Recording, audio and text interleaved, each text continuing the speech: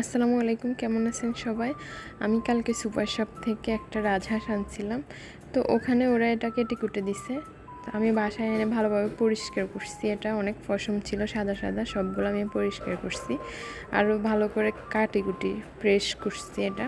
যাই হোক, এখানে আমি আদা বাটা, রসুন বাটা, তারপরে হচ্ছে সামান্য সরিষার তেল, হলুদ গুঁড়া, মরিচ গুঁড়া, ধনিয়া গুঁড়া, তারপর হচ্ছে গোলমরিচের গুঁড়া অ্যাড করে ভালোভাবে মাখায়ে 1 ঘন্টার জন্য ম্যারিনেট করে রাখবো। এটা 1 ঘন্টা ম্যারিনেট করে রাখলে এটার স্মেলটা চলে যাবে আর স্বাদটাও ভালো আসবে। যাই হোক, এখানে আমি 2টা তেজপাতা, দারচিনি, লং, এলাচি চারটা করে এখানে ভালো করে ভেজে নিব সরিষার তেলে। এটা আমি অন্য তেল ইউজ করব না, সরিষার তেলটাতে রান্না করলে মজা হয়। তারপরে এখানে 1 কাপ পরিমাণ পেঁয়াজ কুচি দিয়ে দিব। পেঁয়াজ কুচি দিয়ে ভালোভাবে এটা নাড়তে থাকবো।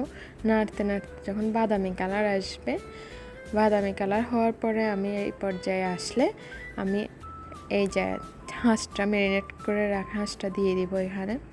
তারপর ভালো করে কষাবো। এটা ভালো যত কষাবেন ততই স্বাদ আসবে, ততই ভালো লাগবে খেতে। তারপর আমি পরিমাণ মতো পানি দিয়ে, এই যে পানি অলরেডি শুকিয়ে যাচ্ছে, পানি দিছিলাম এখানে, এটা দেখাইতে পারি নাই।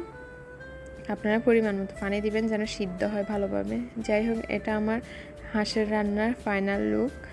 দেখেন কত সুন্দর রং আসছে। এখানে আমি আবার গোটা রসুন অনেকে দেয়, আমি রসুনটা কোয়া খুলে দিছি। যাই হোক, এটা অনেক স্বাদ হয়েছে। কালারটা দেখে বুঝতে পারতেছেন অনেক সুন্দর আসছে কালারটা, গ্রানটা। যাই হোক।